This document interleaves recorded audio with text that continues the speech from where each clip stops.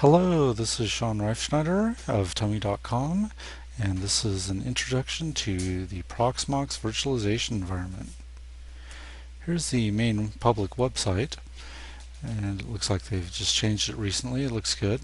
Proxmox is a bare metal virtualization system, similar in idea to VMware ESX, and so you can grab the ISO and you install it directly to dedicated hardware. It's not really meant for installing onto an existing system, an existing OS. It's meant for installing onto hardware dedicated just for running Proxmox.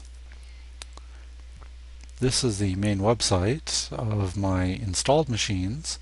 You get to it from clicking home here.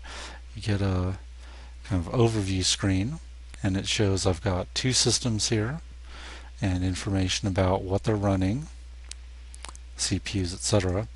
Now, it does require a 64-bit install. It does not have a 32-bit install at all, and that's because a 32-bit install could not run 64-bit hosts. A 64-bit install can run 32 and 64-bit virtual machines. So another thing I'll note is in a lot of places the IP addresses are X'd out. I had public IPs on here, so I just add that to hide those. But here are my two machines, two host machines, and then if I click over here we can look at the virtuals that are running on them. One thing I will mention is these little drop down arrows.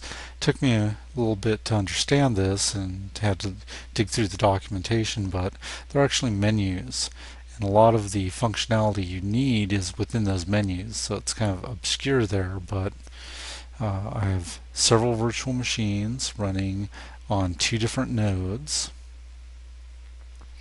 And if we go back to the main list here, one of the things you'll notice is this master role that's related to clustering. The clustering really only clusters the information about the virtuals. It is not directly clustering the disk images for those virtuals. It's more about having the website able to manage all of the machines in your Proxmox cluster from a single website rather than having to go to a different website for each physical host you've got and remembering which host contains which virtual machines. So we've also got some information in here about the storage, and I will mention this test VG1. I am doing a LVM on top of DRBD. DRBD is a replication service that is like RAID 1 disk mirroring, but it's mirroring between two different systems. So those two systems I mentioned are both replicating parts of their local disks, about a terabyte between them, and then there's a LVM on top of that which can be accessed from both machines. So if I push this window to the back, I've got two other windows here, and one on my virtual host. We'll get to that in a moment. But these are the two physical hosts, and if I look at proc DRBD, it shows that it's connected and running in primary mode, and both are up to date.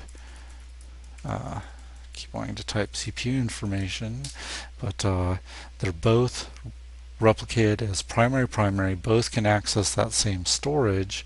So if I do VG display, this is the top one here is the system volume group, and if I go down a little bit, there's going to be a test1 VG that was in that web interface, and under here the volumes for each of my individual virtual machines is here, and that information is the same on both. So if I come to the end here, yeah, there's a VG VM108 disk on both, etc. So that's the replication of those two machines. and now I have shared storage. Now DRBD cannot replicate 3 machines, only 2. So you'd have to do something like 2 machines or 4 machines in pairs of clusters. Also, if you were to put this in production, you'd probably want to split it up into 2 volume groups. One that had the virtuals that were primarily running on one machine, one that was virtuals primarily running on the other. That's because in a split brain, you really don't want data being written to 2 sides of the DRBD. It can't merge those. So you always want to try to have the virtual machines running on a single volume group or a single DRBD always running on the same machine together. So you'd have 2 machines in a DRBD cluster with 2 DRBDs and 2 volume groups. That way, if one of them failed, you wouldn't have to try to merge those changes, which DRBD can't do. You'd have to do manually by knowing which disk was active on which machine and replicating that via DD over the network. So that's one of the kind of unusual things I'm doing here, but it is based on the documentation in the Proxmox wiki. So if you want to set that up, it's documented there. That is one of the things specifically that I wanted to try here, was having that shared storage, which allows online migrations. So if we go back to the virtual machines here, this Ubuntu test machine is one of those windows I have in the background. So what I'll do is I'll say, hey, I want to migrate it. It's currently running on this Proxmox test 1. So let's migrate it.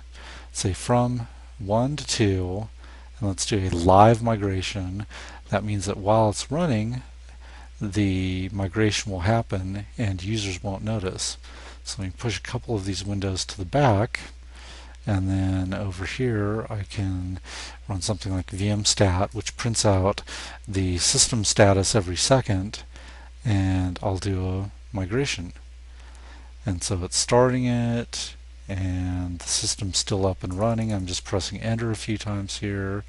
Migration's done, and me as a user logged in via SSH didn't really even notice it. So if we come back over here to the virtual machines, we'll now see that Ubuntu test is running on the second node, not the first node. And that's your migration. So that's one of the compelling things about the Proxmox setup, is once you have that shared volume group there, you can migrate between these machines, and the DRBD stuff has been working very well. You can get more detailed information about the machine. As you see, it shows the uptime is 43 seconds. That's since the migration. If I come over to the window here, though, the uptime, of course, is several days. Now, if I go into this, you get some more information. You can put in notes.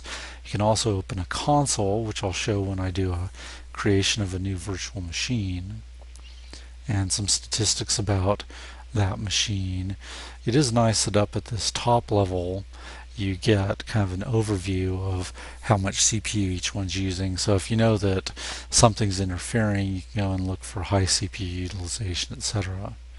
There are templates available you can download from the web or download through this interface. And if you download it independently through the web, you can upload it in this website. The ISOs you can also upload, and I'll be using one of these ISOs to do an install in a moment here. In general, that's what I wanted to show before the install. It does have backup functionality for doing backups of machines. I haven't played around with that too much, but we have set up a regular backup of one of our virtual machines. That seems to work. This isn't that interesting, so let's go ahead and just create a virtual machine here. It does have 2 different options for the type. Fully virtualized, which could run, say, Windows. It's like just a regular machine. And there's also this container-based OpenVZ, which is a very lightweight system and allows many virtual machines to run on one host. and by many I mean say hundreds to run on a host, whereas the full virtualization is much heavier weight, and you can't say run 1,000 virtuals on one host unless it were a really huge host. 1,000 virtuals at 512 meg would be just huge. The containerized uses far fewer resources, but it's also not supported in some of the newer kernels. So I'm going to do a fully virtualized though, because that's what I'm most interested in. And we'll select a ISO here as the CD-ROM device. We're using that replicated block device, and disk space, name, call it screencast 2, what node to put it on. Let's put it on the second node, for example. Do we want to start it at boot? You can select different disk types. I would expect ID will be fine here. That's what I've been using. Say it's a Linux 2.6 kernel. We could change the number of sockets. Let's go ahead and create that. Then if we come back here, there should be screencast 1 is one that I did earlier. There's a screencast 2. It is stopped currently. Set up notes, but let's go ahead and start that. Once I start it, I can now open a VNC console, and that will create a Java warning here. I want to say I do want to run that. Now, one annoyance is that it does resize my browser, but at this point I'm basically in the installer, and I can come in and say, hey, I want to install you. Here's the standard Ubuntu installer, and that's the bulk of what I wanted to show here. Proxmox is looking pretty good. It's something we're just experimenting with. We haven't put it into production. I've tried a few versions over the last year or so. This is version 1.7. So far 1.7 has been looking really good. Under 1.4, I believe, was the previous version I had. I did experience some crashes of virtual machines when I tried to do, say, live migration. It just wasn't working all the time, so sometimes it would do a hard reboot rather than a live migration.